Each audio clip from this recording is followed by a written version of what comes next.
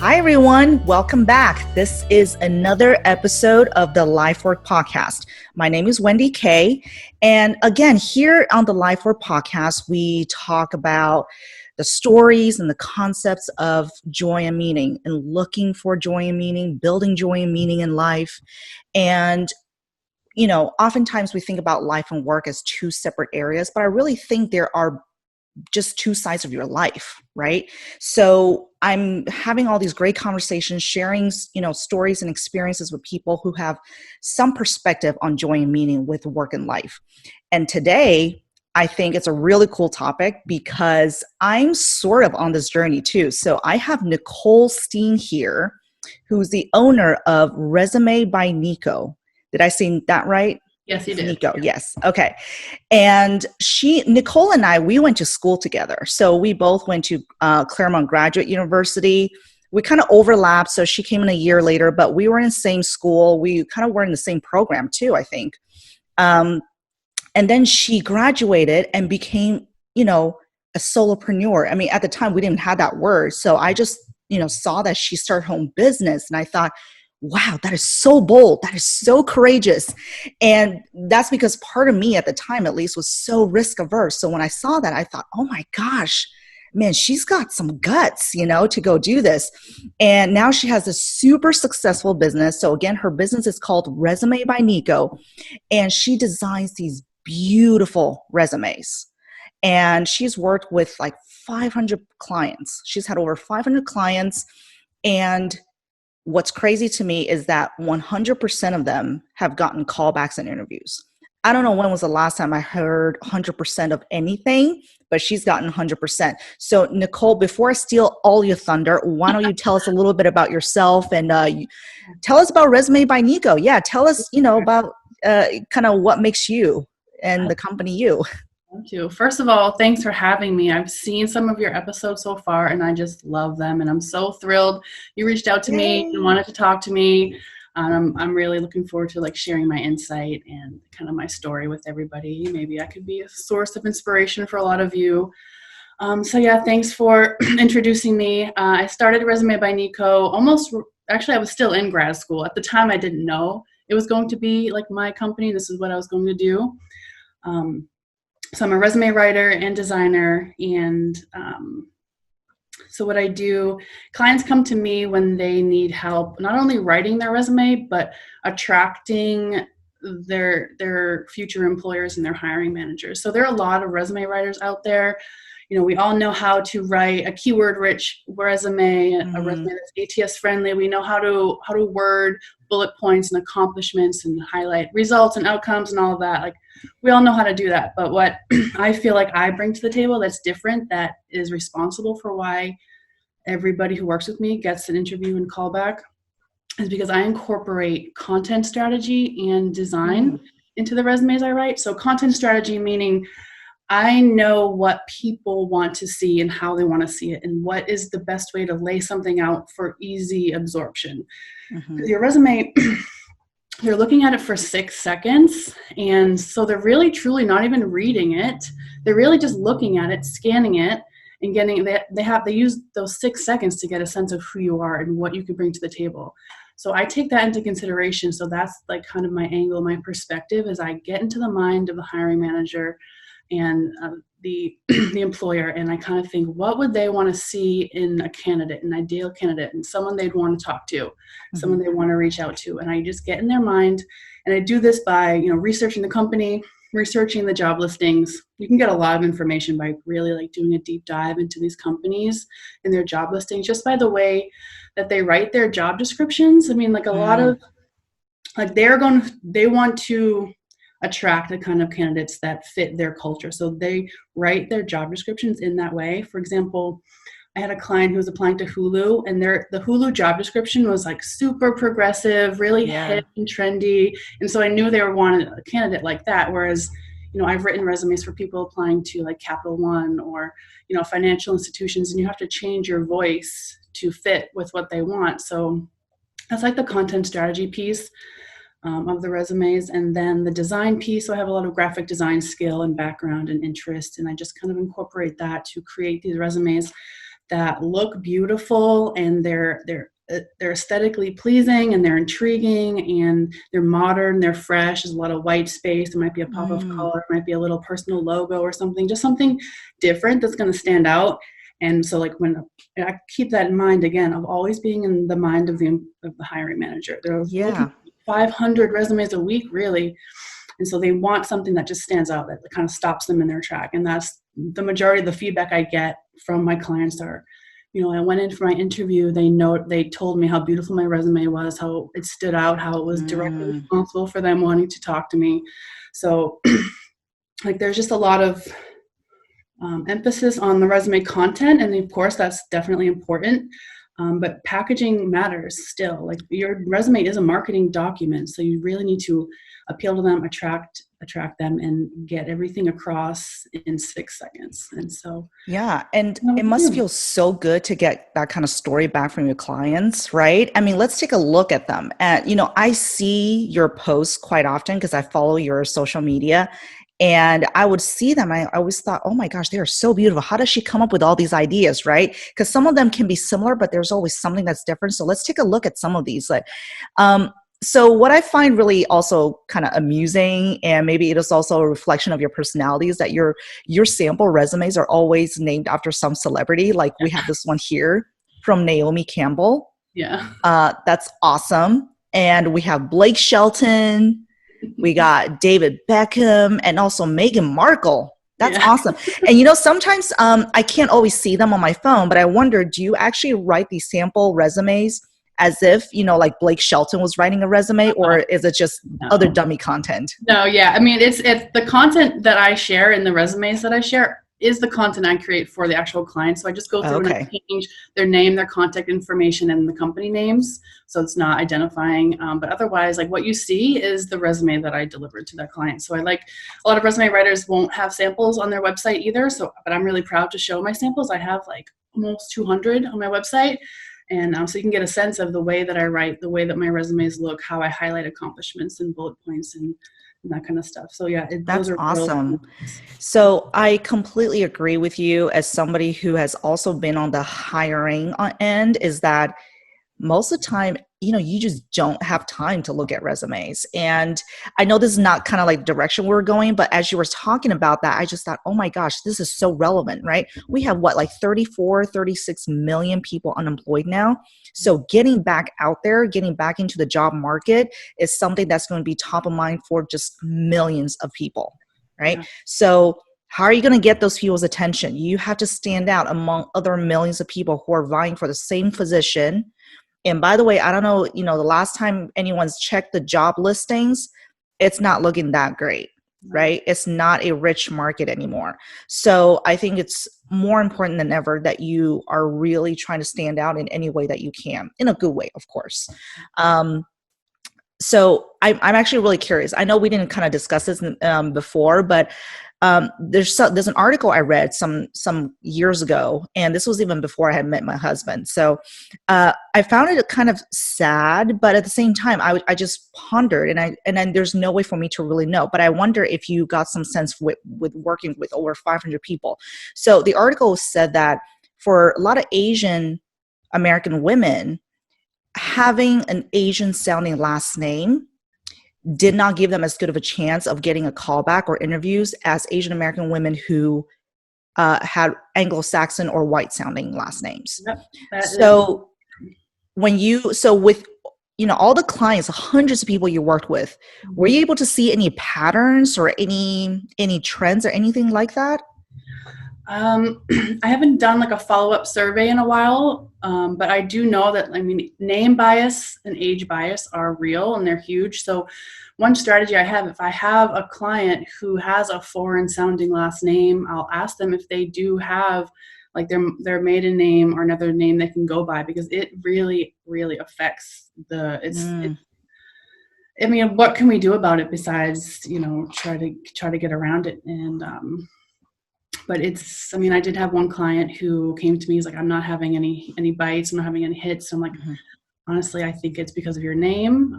Can you use your wife's last name for now or something? I don't know if he actually went through it with it. I haven't followed up with him in a couple of weeks.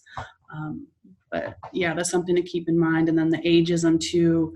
I mean, we don't want to include anything older than 15 years on your resume, because then that shows them that you are old to them and they want new, fresh people. So, and not indicating that you have more than 10 years of experience. But again, this will have to go back to the job listing. If they're requesting a candidate who has 15 years of experience, yes, show that. But if they're requesting a candidate, 8 to 10 is usually the most common for like high level roles. Will only indicate that you have 10 years of experience to combat ageism. So there are like a lot of little pieces of strategy that go into crafting a resume and submitting it and the job search and all of that.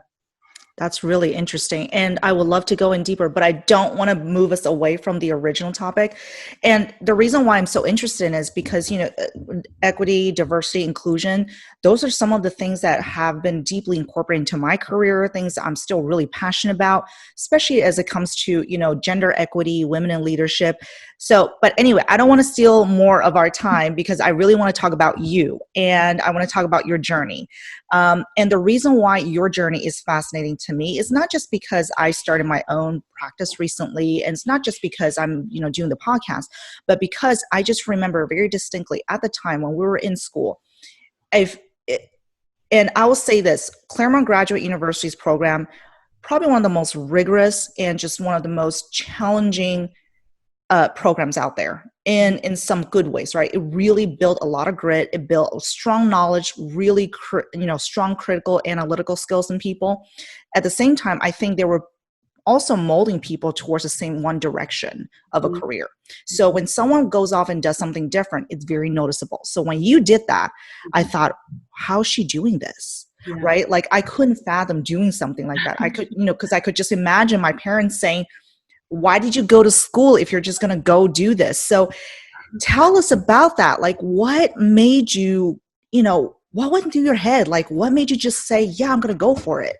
Yeah. It's a story for sure, because I mean, that's something I struggled with for 5 years as I was going through my business. It was like a side hustle for 5 years because I could not come to terms with the fact that I had gone to school for something completely different. I had spent over $200,000 on a degree that I'm not really putting to use in that, the traditional sense.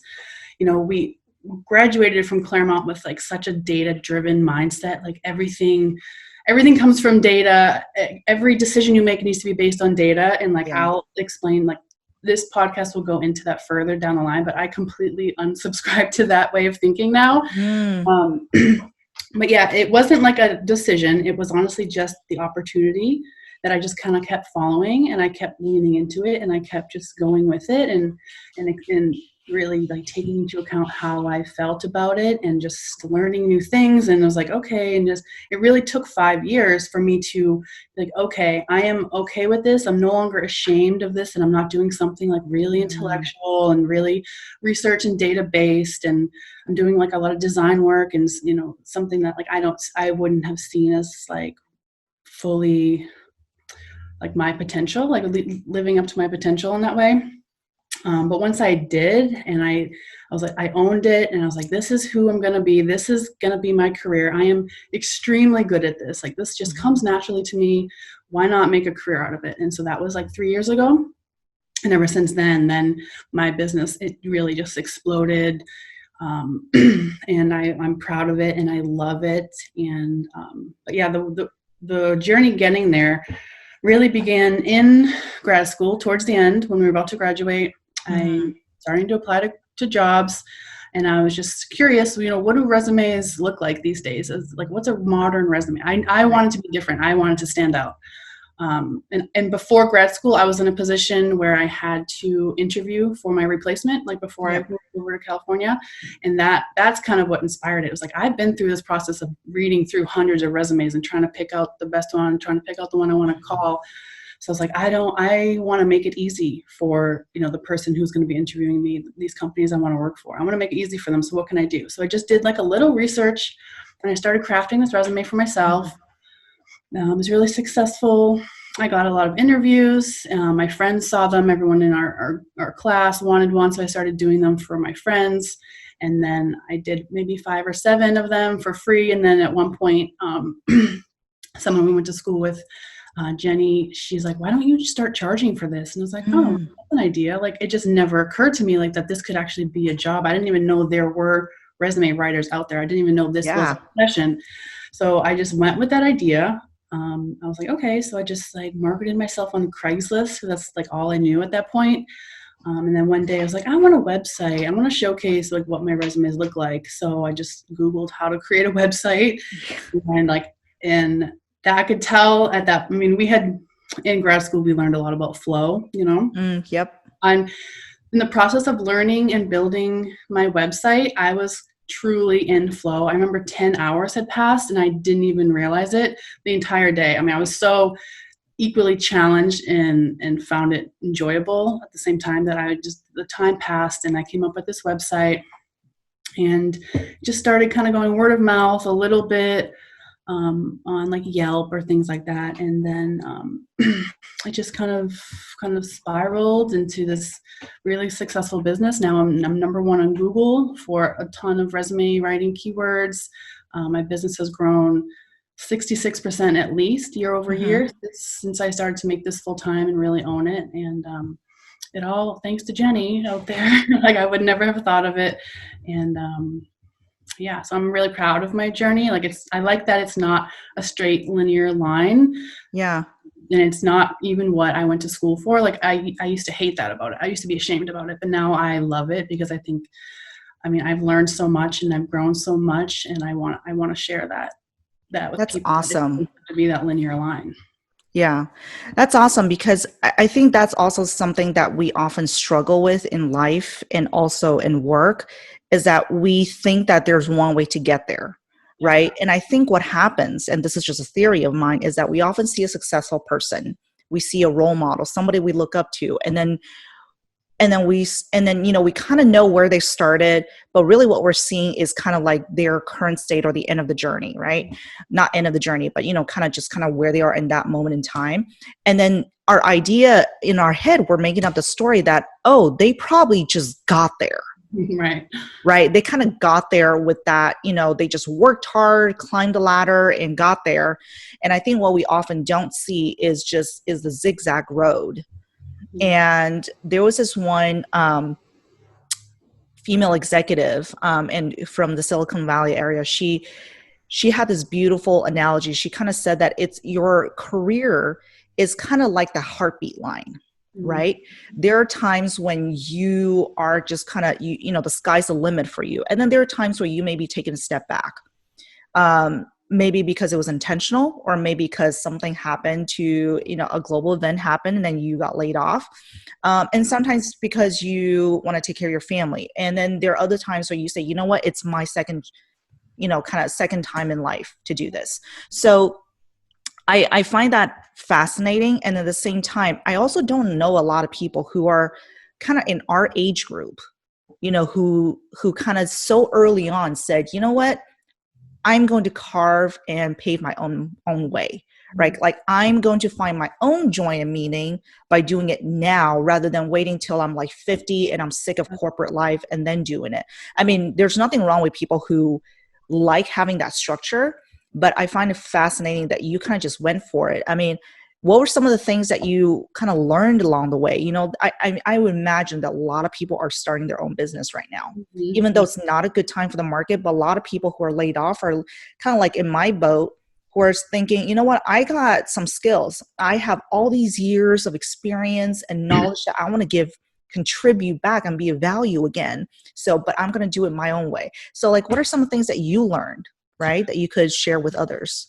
First of all, I think people think that you need to have it all figured out. You need to have a plan in place, and it needs to be perfect and ready, and you need to have deadlines and goals to set before you even get out there, before you even launch your product or your service or whatever you Right. might have as for a small business. But that is so not the way. Like you just need to get out there because you don't know what's going to work and what's not going to work until you get out there, until you try new things. Like until you try this service and marketing it in this way, you won't know if it works or resonates with people until you just try it. It's all about like the baby steps and just exploring and just going the next step and just doing something small every day in that direction. Like knowing what you want, first of all. If you want to start your small business, which I think right now is the perfect time to start your small business or your solopreneurship journey, because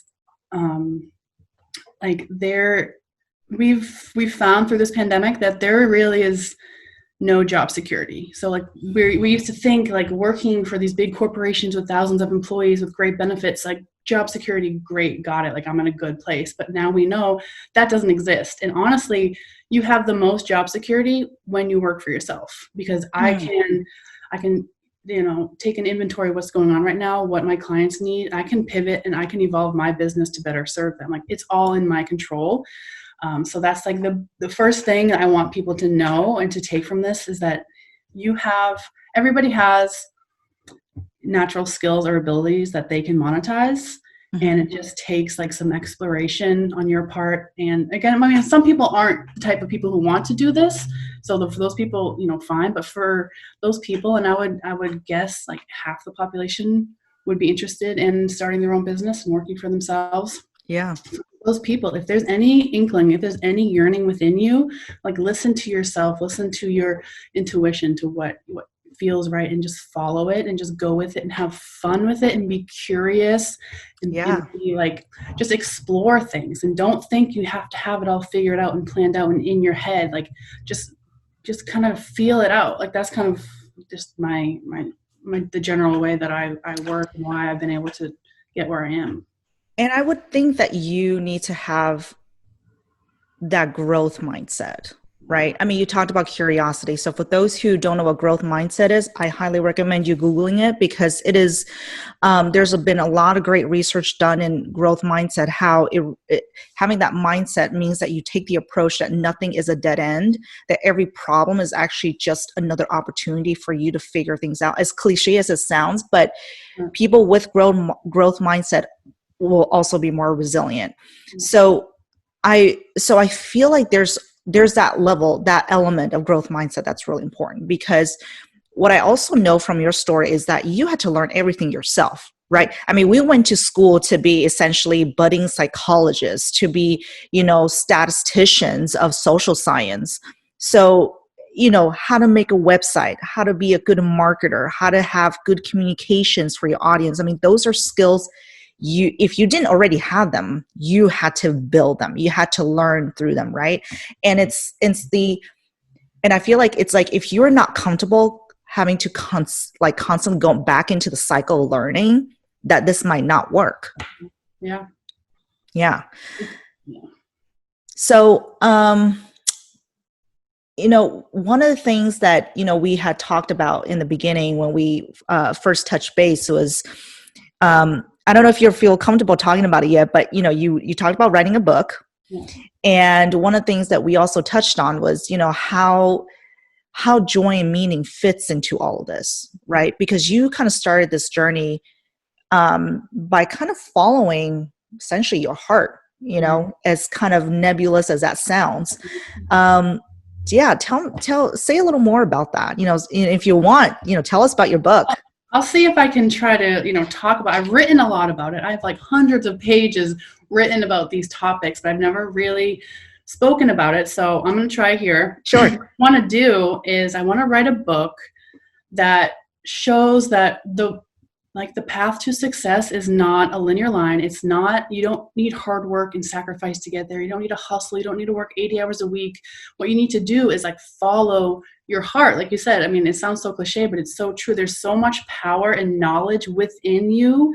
And like, we're so used to following signs or what society says, or what our parents say, or what our degree says, like external clues and circumstances. We need to follow those in order to find success. But like, it's really all about going inward and trusting your intuition and really opening that up and feeling your way to success. Like, I want to call my book like Success from Within, the Myth of Hard Work and Sacrifice, where success is really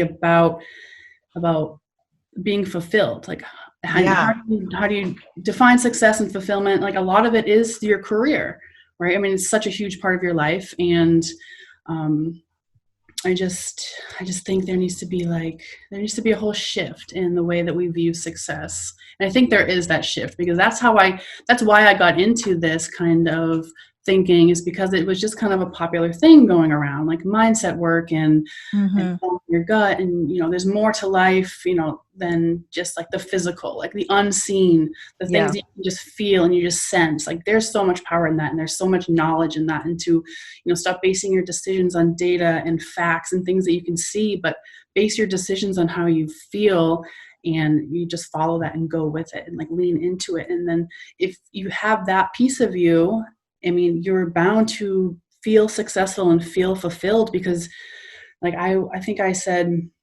was talking about how for so long, for most of my life, I had just followed this prescribed way to success, Mm-hmm. set goals, achieve it, go to college, do well, go to grad school, do well, get a master's degree, and then I will just be successful, and like Right. that's how I thought it was. And like we find that's not how it is. Like I was getting successful, I was getting there, but I always felt something was missing. And I Mm-hmm. think I finally now feel fulfilled because I found that missing piece. And that's like just the joy and meaning and the playfulness and the curiosity, the exploration, like all of that that's involved in finding your career and your passions and just like going for it. Yeah, that's an idea that what you said in the beginning about, having to sacrifice and just work super hard. Those are some of the ideas that like I bought into it my entire life because it's what I was taught, and it's what school teaches you, and it's what the corporate life, honestly, kind of teaches you, depending on the culture. I mean, there's some companies that I think are, um, they encourage more of a balance but in some industries, I think it's very encouraged to work 80 plus hours a week. So it just depends.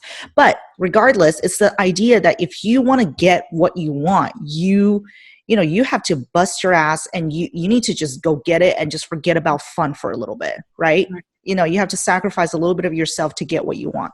And part of I don't know, I just don't like that idea. And I wonder if I can just completely reject that, right, in my life. And I don't want people to think that I'm saying that you should not be in a place of discomfort, because I'm a lifelong learner. I think of myself as a lifelong learner. And part of learning is that you have that sense of discomfort. You experience cognitive dissonance, that place of just like, wait, what I'm learning versus what I already know don't kind of rub well together. That's a space of discomfort, and that's good. And it's Right. not about having to meet challenges or having to overcome obstacles. I'm not talking about that. I'm saying the fact that you have to sacrifice time with your family, that you have to sacrifice well-being, that you have to deprioritize self-care to just obtain quote unquote success. I don't necessarily want that. Right. Right. And again, it goes back to, I'm not trying to be judgmental. It goes back to kind of what your goals are in life and what you want. But I finally found a place where I can say, that's not what I want, Mm-hmm. And I just remember years ago, I was at this company that was kind of very competitive. And one of my coworkers, I think, it was not just one, I think it was multiple people who it kind of seemed like a bragging right to talk about how hard you worked and how much your week sucked. And I remember them saying, oh my gosh, last week was so hard. I worked practically 8 hours, worked all weekend. And it sounded like, it's in the tone of complaint, but at the same time, there's that like metal of, like honor behind it too. It's like, yeah, that's how much I put into the company. Right. And I always sat there thinking, well, I did my best in 40 and I got what I needed to do. I feel like that's pretty good, right? In Yeah. some sense, I feel like that's even maybe, I don't know, more bragging, right? Like I got a lot of stuff done in 40, right? That's efficiency. I don't know. Anyway, that's just kind of part of me poking fun at it. But it's kind of part of it. I think we talked about this too, is that, started with when I was younger, and some of it's cultural, right? Like the Chinese, work ethic culture is, you got to put aside your sense of self and individuality for the greater good. And the greater good is usually your family, Mm-hmm. And so, I was kind of raised with that, and I never really liked it, but I kind of bought into it that, if only, if I just, put in one more year to do this, all I have to do is do one more paper, just, it's always this idea of like, what hurdle do I have to overcome to get to the next thing? And then I soon realized that there's always a next thing.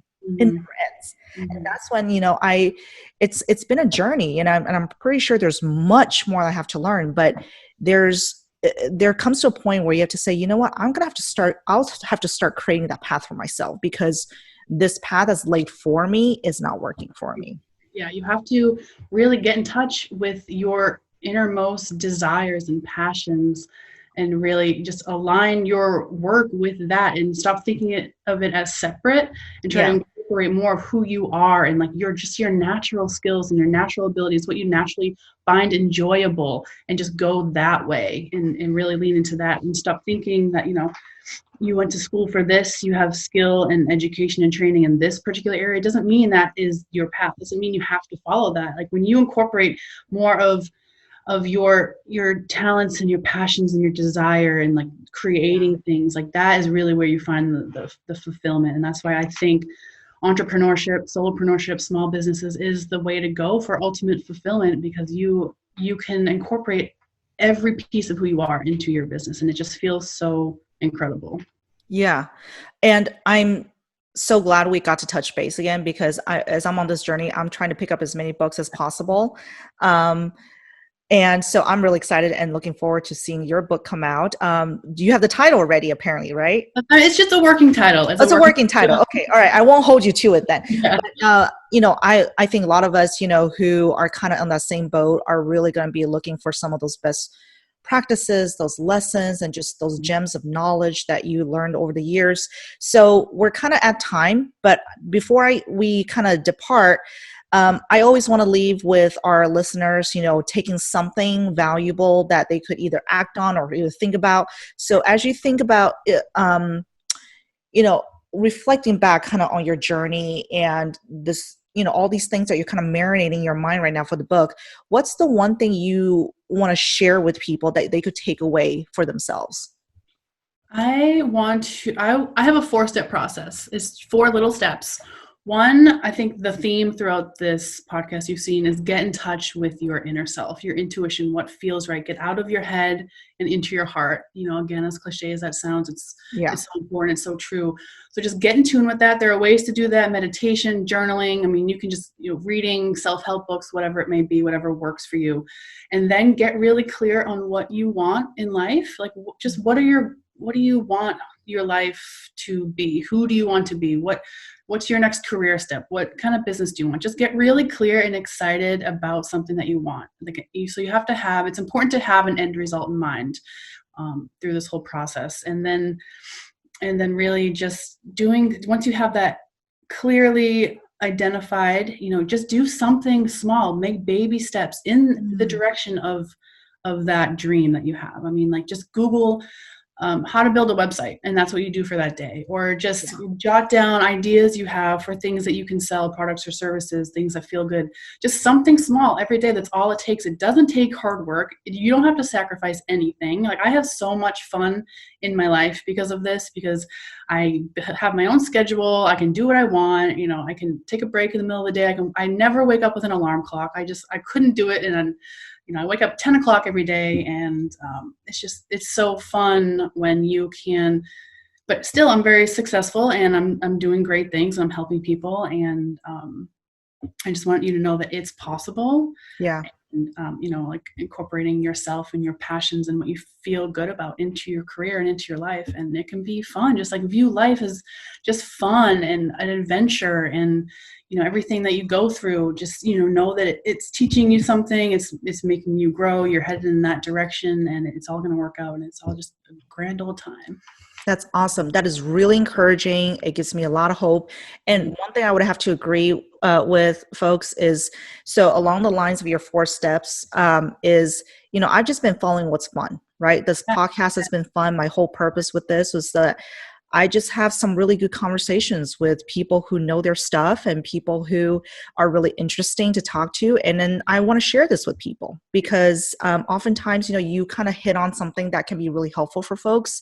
And so that's really why I do it. And I'm just riding the excitement and the momentum, but at the same time, knowing that this could be helping people, this could be bringing some change for people who need it. So for folks who are really going to be needing that little bit of extra, pizzazz, or just needing just a really good resume, how can people get in touch with you? How do you want that process to look like? So I'm all over social media. It's Resume by Nico for everything. Facebook is Resume by Nico, Nico. Instagram, my website is just resumebynico.com. On there, I have free resources on there for you. I can do a free resume assessment for you. I have a job search boot camp on there, which has a lot of these concepts built into it, like visualizing what you want, getting clear on your goals, like following your intuition. It has those kind of strategies built in. This other job search boot camp, which is the standard stuff, like get on LinkedIn, network with people, right. Resume. Yeah. So I incorporate kind of both of those concepts. You can see resume samples. You can contact me. So resumebynico.com, Facebook, Instagram. I'm on LinkedIn too. Just you can search my name, Nicole Steen, and I'm all out there. That's great. So, folks, you hear it. You can find Nico everywhere on social media. And again, her stuff is beautiful. So all the contact stuff is all over the screen. And again, if you like this and this was something that you really needed that was helpful for you, drop me a comment, like, share, and make sure you subscribe to my channel so you always know when the next episode and the video is coming out. Thank you again. Thank you, Nicole. And stay tuned, folks. Thank you.